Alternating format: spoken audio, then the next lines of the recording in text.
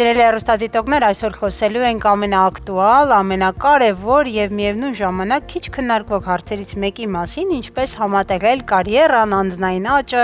եւ մայրանալու հնարավորությունը։ Շատ կանայք այսօր նախընտրում են նախ զարգանալ, կրթություն ստանալ, կայանալ որպես մասնագետ, երբեմն կենսաբանական տարիքը եւ մեր պլանները ապագայի հետ չեն համընկնում, իսկ ժամանակակից բժշկությունը, տեխնոլոգիաները ու առհասարակ ռեպրոդուկտոլոգիան, ինչպես ճիշտ է ասել, զարգանում է, տեղում չի դոփում եւ տալիս է հնարավորություն մայրանալու շատ ավելի ուշ տարիքում, քան մենք կարող ենք պատկերացնել։ Այսօր խոսելու ենք այդ մասին, խոսելու ենք առհասարակ կնոջ վերարտադրողական պաշարի, տարիքային փոփոխությունների եւ այն հնարավորությունների մասին, որ բժշկությունը տալիս է։ Իմ այսօրվա հյուրն է Շենգավիթ բժշկական կենտրոնի գինեկոլոգ, ռեպրոդուկտոլոգ, սոնոգրաֆիստ Աննա Խաչատրյանը։ Իդեպ բժիշկը իմ համակուրսեցին է եղել, այնպես որ մեծագույն պատիվ եւ մեծ սիրով եմ ձեզ այստեղ ընդունում։ Ողջույն սիրելի բժիշկ Խաչատրյան։ Շնորհակալ եմ Ռիփսիմե ջան ինձ հյուրընկալելու համար, մեծ պատիվ է լինել եւ այսօր զրուցել քո հետ այս տաղավարում։ Վստահ եմ շատ լավ զրույց կստացվի, եկեք խոսենք այն մասին, ինչքան ենք լսում հաճախ հետաձգված մայրություն, հա, կամ ասում են տարիքը արդեն ուշ է, կամ մտավախություններ են առաջանում, այն ինչպես է սա զուգահեռ տարվում մեր ժամանակակից բժշկության հետ, երբ է այդ ուշը, որ դուք իրոք արձանագրում եք, որ մի քիչ արդեն ռիսկային է մայրանալը, եւ ինչպես մեզ կզարմացնեք, որ մինչեւ որ տարիքն է համարվում դեռ լրիվ թույլատրելի եւ ինչ որ առումով ժամանակակից։ Այո, հետաձգված մայրությունը շատ ակտուալ թեմա է հանդիսանում մեր օրերին։ Ինչու՞, որովհետեւ փոխվել է կնոջ կյանքի կառուցվածքը, արժևորությունները, այսինքն կանայք ավելի երկար են սովորում, փորձում են կառուցել իրենց կարիերան, ձգտում են ֆինանսական անկախության, ձգտում են ինքնաիրացմանը եւ ինչու՞ չէ նաև ուշ տարիքում են հանդիպում իրենց զուգընկերոջը։ Այս ամենը բերում է սոցիալական եւ կենսաբանական ժամացույցի, այսպես ասած գրաֆիկների մեջ խզման, այսինքն անկախ նրանից, թե կինը սոցիալական եւ ֆինանսական որ փուլում է գտնվում, ինչ պլաններ ունի, իր կենսաբանական ժամացույցը աշխատում է, կանգ չի առնում եւ տարիքի հետ զուգընթաց իջնում է թե ձվաբջիջների պաշարը, այսինքն ձվաբջիջների քանակությունը, այնպես էլ ձվաբջիջների որակը։ Քո օրգանիզմը, ինչպես հազարավոր տարիներ առաջ ապրող կնոջ օրգանիզմը, հասկանում է, որ 35 տարեկանից հետո իջնում է վերարտադրողականությունը, հետևաբար անհրաժեշտ է ինֆորմացված լինել եւ ժամանակակից կինը պետք է միջոցառումներ ձեռնարկի, որպեսզի կարողանա ապահովագրի իր վերարտադրողական առողջությունը։ Արդյոք մենք այ վերարտադրողական ֆունկցիա ասելով հասկանում ենք զուտ ձվաբջիջների քանակ, բժիշկ Խաչատրյան, մենք քիչ իրազեկված ենք, օրինակ մեր հեռուստադիտողները շատերը կմտածեն, որ դա միայն ձվաբջիջների քանակի մասին, արդյոք դա այդպես է, ինչի մասին է այդ ռեպրոդուկտիվ ֆունկցիան եւ ինչ քանակով ու պաշարով ենք մենք ծնվում, ինչպես է կյանքի ընթացքում կնոջ այդ տարբեր փուլերում ձվաբջիջների քանակը փոփոխվում։ Այո, կա ձվարանային պաշարի սկզբնական քանակ, այսինքն այդ պաշարը գնալով անկում է ապրում եւ չի վերականգնվում։ Երբ պիկին հասնում, դա բնական process է եւ չկա որևիցե միջամտություն, դեղորայք, որը որ կբարձրացնի, կբերի ձվարանային պաշարի բարձրացմանը։ Առհասարակ ուզում եմ ասել, որ աղջիկ պտուղը գտնվելով մոր օրգանիզմում ունի 6-7 միլիոն ձվաբջիջների պաշար։ Ծնվելու պահին այն դառնում է մոտ 1-2 միլիոն։ Իսկ սեռական հասունացման ժամանակ ձվաբջիջների քանակը կրճատվում է, դառնելով 300-400 հազար։ Այդ փուլից սկսած շատ խիստ սկսում է նվազել ձվաբջիջների քանակը եւ որակը։ Ու երբ որ տեղի է ունենում ձվաբջիջների քանակի սպառում, կնոջ մոտ սկսում է մի փուլ, որը կոչվում է դաշտանադադար։ Առհասարակ կինը պլանավորում է հղիություն, թե չի պլանավորում հղիություն, ստանում է հակաբեղմնավորիչներ, թե ոչ, ամեն ամիս որոշակի ձվաբջիջների քանակ ենթարկվում են ոչնչացման եւ դա բնական process է համարվում։ Շատ լավ, շատ հաճախ խոսում ենք այն մասին, որ ապրելակերպը, վնասակար սովորությունները, չմոռանանք սթրեսը, որը դարձել է մեր կյանքի անկախտելի մասը, ինչքանով են այս կամ այլ շատ գործոններ եւ որոնք են հատկապես ազդում հենց թեկուզ ռեպրոդուկտիվ ֆունկցիայի վրա կնոջ։ Այո, ինչպես ասացի, ձվարանային պաշարը տարեց տարի իջնում է եւ կան արտաքին գործոններ, որոնք որ այդ process-ը արագացնում են։ Այո, այդ գործոններից են ծխախոտի օգտագործումը, սխալ սննդակարգը, քրոնիկ ստրեսը, քնի խանգարումը, անքնությունը, աուտոիմուն հիվանդությունները, ինչպիսիք են վահանաձև գեղձի հետ կապված պարատեսակ խնդիրներ, գինեկոլոգիական հիվանդություններ, օրինակ էնդոմետրիոզը, ինչու՞ չէ նաև կարևոր է ժառանգական նախատրամադրվածության գործոնը, կա նաև ճարպակալման ապացուցված է, գործոնը, ինչպես նաև քաղցկեղը, որտեղ կան կանայք, որոնք որ ստիպված են անցնել քիմիոթերապիայի եւ ճառագայթային բուժման, իսկ այդ ամենը բերում է շատ կտրուկ իջեցմանը։ Հետևաբար նմանատիպ կանայք պետք է տեղեկացված լինեն, որ կա ժամանակակից տեխնոլոգիական միջամտություն, ձվաբջիջների սառեցում, որը որ հնարավորություն է տալիս հետաձգել մայրությունը հետագա ճիշտ վերարտադրողականությունը կազմակերպելու համար։ Շատ հետաքրքիր բան ասացիք, փաստորեն նույնիսկ եթե ինչ-ինչ հանգամանքներում պարզվել է, որ կինը ունի օնկոլոգիական հիվանդություն, եթե ինքը նախապես արդեն մտածած լիներ այդ մասին եւ կատարեր սառեցում, միգուցե հետո, երբ ֆրանսնի քիմիոթերապիա եւ լիովին ապակինվի, կարող է պլանավորել առանց մտածելու, որ կարող է իր օրինակ ձվաբջջային պաշարը սպառված լինի, վնասված լինի, ստացվում է այդպես։ Իհարկե, անգամ կա ուղեցույց, ժամանակակից ուղեցույց, որտեղ նշվում է, որ ուռուցքաբանը առաջիկա 72 ժամվա ընթացքում կնոջը պետք է ուղղորդի ռեպրոդուկտոլոգի, վերարտադրողաբանի, որը որ կհասկանա ուռուցքի տարատեսակը եւ պլան կկազմվի, թե ինչ կարելի է անել, որպեսզի պահպանվի կնոջ վերարտադրողականությունը։ Շատ լավ, երկու բառ խոսենք այսպես կոչված հակամյուլերային հորմոնի մասին, որը շատերը ցուցում են, նույնիսկ համաձայն եք, չէ, բուժառուները լրիվ տեղեկացված են ինչ է դա, ում ինչ քանակի վրա է քննարկում են, դուք ուրախ եք, ինչքանով է սա կորելացվում կամ ինչքանով սա կապ ունի կոնկրետ ռեպրոդուկտիվ ֆունկցիայի մասին, ինչքանով է ինքը կապված, որովհետև երբեմն ասեմ ինչու եմ այս հարցը տալիս, շատերը ասում են, որ չգիտեմ, համարյա թե զրոյական մակարդակի վրա է, բայց դե իրենց չի խանգարել հեղիանել, կա այդպիսի միֆ է սա, իրականությունն է, ինչ կասեք այդ մասին։ Առհասարակ հակամյուլերյան հորմոնը դա վերարտադրողական բժշկության կարելի ասել ամենաինֆորմատիվ եւ կարեւոր ցուցանիշներից մեկն է։ Նա արտադրվում է ձվարանի մանր ֆոլիկուլների միջոցով եւ հնարավորություն է տալիս բժշկին գնահատելու ձվարանային պաշարը։ Այն ցույց չի տալիս, թե տվյալ ամսում կինը կարող է բնական ճանապարհով հղիանել, թե չի կարող։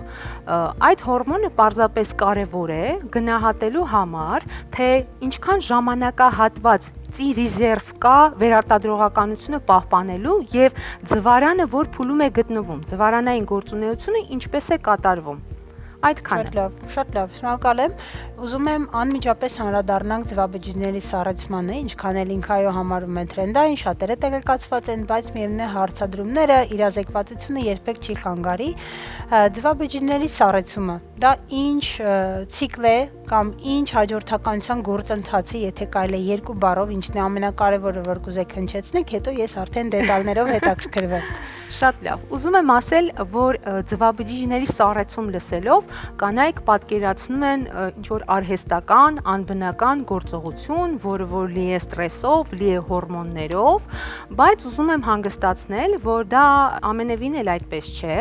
այն շատ հեշտ իրագործվող պրոցեդուրա է։ Առաջին փուլը դա ըստ ուղեցույցի անհրաժեշտ գինեկոլաբորատոր հետազոտությունների գնահատումն է։ Եթե ամեն ինչ իդեալական է կնոջ մոտ, ապա կատարվում է հորմոնալ խթանում համապատասխան հորմոններով։ Այդ հորմոնների նպատակն է ստանալ մեծ քանակությամբ ձվաբջիջներ։ Կան կանայք, որոնք որ վախենում են այդ հորմոններից, ասելով, որ կգիրանան, ասելով, որ կբերի վաղ դաշտանադադարի, քանի որ միգուցե ձվարանային պաշար են նվազեցնում, բայց ուզում եմ ձեզ ասել, որ ցանկացած ամիս, որոշակի թվով ձվաբջիջներ այսպես թե այնպես ոչնչանալու էին։ Հետևաբար այդ հորմոնների միջոցով մենք կարողանում ենք պարզապես պահպանել այդ ձվաբջիջները, որոնք թե բնականից ոչնչացվելու են։ Մյուս փուլը, ընդ որում ուզում եմ ասել, որ հորմոնալ սրսկումները դրանք անցավ են եւ շատ հեշտ յուրացվող են պացիենտների կողմից։ Սրսկումների, ներարկումների ժամանակ կանայք զբաղվում են իրենց բնականon գործերով, առօրյա ռիթմից առհասարակ չեն ընկնում, տևում է մոտավորապես 10-12 օր միջինում, իհարկե կանայք կան, որոնք 9 օր, կանայք կան մի փոքր ավել, դա կախված է ինդիվիդուալությունից, այսինքն թե տվյալ կնոջ օրգանիզմը ինչ պատասխան է տալիս նմանատիպ հորմոնալ թերապիային։ Երբ որ ունենում ենք հասուն ֆոլիկուլներ, դա 18, 19, 20 մմ հասուն ֆոլիկուլներն են, մենք անցնում ենք հաջորդ փուլին, դա ձվաբջիջների պունկցիան է, ձվարանային պունկցիան է, որը որ չի պահանջում հոսպիտալիզացում, այն ամբուլատոր գործընթաց է, որը տևում է 10-15 րոպե, ներերակային անզգայացման տակ է կատարվում եւ կինը առհասարակ ոչ մի ցավ չի զգում։ Ավարտելուց հետո կինը 1-2 ժամվա ընթացքում գտնվում է բժշկի հսկողության տակ, որից հետո արդեն անցնում է իր բնականon ապրելակերպի եւ ստացված ձվաբջիջները գնահատվում են եւ հասուն որակյալ ձվաբջիջները պահպանվում են -196 աստիճան Ցելսիուս պայմաններում եւ այն տարիքում, որ սառեցվել են եւ մի քանի տարի հետո, երբ որ կինը վերադառնում է այդ ձվաբջիջների հետևից, նրանք մնում են նույն տարիքի եւ նույն որակի։ Ում ենք օր տալիս եւ այսօր մեզ լսողներից, ովքեր հատկապես պետք է սկսեն այդ մասին, նախ խոսենք այն այսպես ասած, լավ տարիքը երբ է սառեցման եւ ովքեր պիտի այդ մասին մտածեն։ Միգուցե եւ տարիքը բաց են թողել զուտ գրքային, ուղեցույցայինը, բայց հետաքրքիր այնուամենայնիվ իմանալ, որն է լավագույն տարիքը եւ ով պիտի արդեն սկսեն մտածել, թե չէ վաղը ուշ կլինի։ Այո, առհասարակ ուզում եմ ասել, որ ձվաբջիջների սառեցումը խորհուրդ է տրվում կատարել մինչև 35 տարեկան շեմը, որովհետև այդ ընթացքում է, որ ունենք առողջ եւ որակյալ ձվաբջիջներ։ Եվ քիչ ռիսկային, Եվ քիչ ռիսկային։ Առհասարակ այդ պատճառով եմ ասում, որ անտիմյուլերան հորմոնի, հակամյուլերան հորմոնի մակարդակի գնահատումը նամանավանդ 30+ կանանց համար շատ կարևոր է։ Ցուցված չէ միայն ոչ չամուսնացած կանանց համար, այն նաև ցուցված է ամուսնացած կանանց համար, որոնք որ պարզապես ուզում են իրենց մայրությունը հետաձգել, որոնք ունեն բուժման որևիցե ինչ-որ խնդիրներ, կամ առհասարակ չեն պատրաստվում հղիանալ իրենց համար։ Եվ ձվաբջիջների սառեցումը թե ամուսնացած թե չամուսնացած կանանց համար հնարավորություն է տալիս հետաձգել մայրությունը եւ ճիշտ կազմակերպել իրենց ապագան։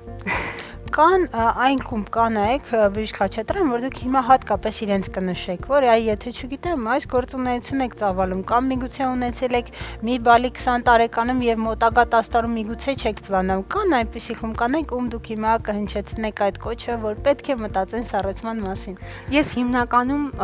ուղերձս ուզում եմ ուղղել այն կանանց, որոնք որ չեն պլանավորում հղիություն, որոնք որ գտնվում են մինչև 35 տարեկան շեմը, քանի որ շատ դժվար է պլանավորել կյանքը, շատ դժվար է մեր պայմաններում գտնել այն միակին, այն զուգընկերոջը, ում հետ կարող ես դու ընտանիք ստեղծել։ Հետևաբար պետք է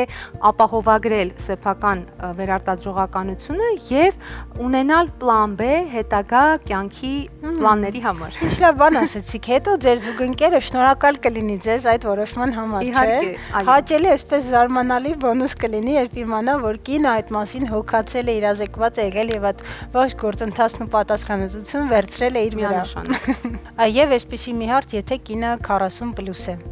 ինչ հնարավորություն է տալիս վերարտադրողական բժշկությունը, արդյոք դա ուշ է,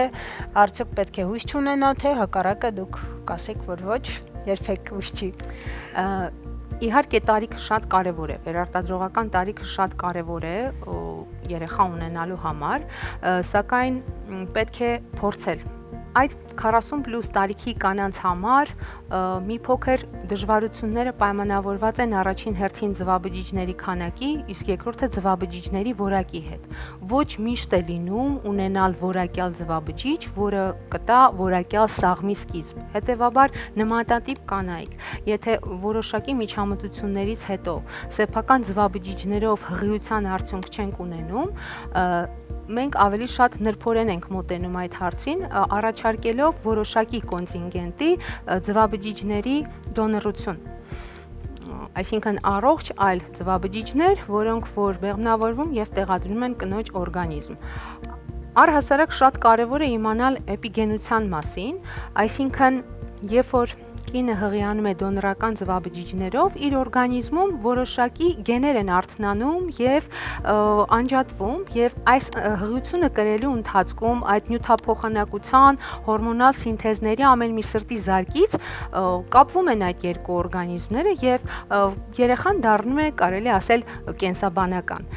Հետևաբար ուզում եմ նաեւ նշել այն, որ շատ իմաստուն է բնությունը, քանի որ արգանդը ավելի ուշ է ծերանում, եթե կարելի է այդպես ասել, քան ձվարանները։ Այսինքն նմանատիպ կանանց մոտ 48 տարեկանում անգամ կինը կարող է կրել հղիություն, ունենալ առողջ երեխա, սակայն խնդիրը ավելի շատ ժառանգականության մեջ է, այսինքն գենետիկ մատերիալի մեջ։ Հետևաբար շատ կարևոր է իրազեկված լինել եւ պլանավորել ճիշտ վերարտադրողականությունը։ Հիանալի, ապշեցուցիչ էր, իրոք այս դիտարկումը, որ դուք արեցիք, ինձ համար եւս իրոք բացահայտում է, որ այդ էպիգենությունը դուք ասեցիք, փաստորեն կարելի է որոշակի նույնականացման process գնա օրգանիզմում, երբ որ օրինակ նման բան բժշկությունը միջամտում է, բայց ստացվում է, որ բնությունը կնոջ օրգանիզմը դա ընդունում է, մի բան էլ մասնակցում process-ին, եթե կարելի է այսպես ձևակերպել։ Շնորհակալ եմ, շատ հետաքրքիր, ոգեշնչող ու բովանդակալի զրույցի համար բժիշկ Խաչատրյան, հիշեցնեմ, որ մենք այսօր խոսեցինք Մարության Բերկրանքից, խոսեցինք մասնագետի հետ, ով տասնյակ տարի մասնակցում է այ մայրանալու, ծնող դառնալու ողջ գործընթացին եւ իհարկե շատ լավ գիտի եւ դժվարությունները եւ բոլոր խնդիրները, որ կարող են առաջանալ, բայց դա չի կարող երբեք մարդուն կանգնեցնել այս բերկրանքը վայելելու։ Այնպես որ հուսամ, որ այսօր մեր զրույցից հետո շատ կանայք եւս կմտածեն այն մասին, որ կարող են ինչու ոչ ձվաբջիջների սառեցման կամ ուղղակի խորհրդատվության գնալ բժշկի մոտ եւ մտածել մայրության մասին ու նույնիսկ պլանավորել հետագայում առողջ պտուղ ունենալու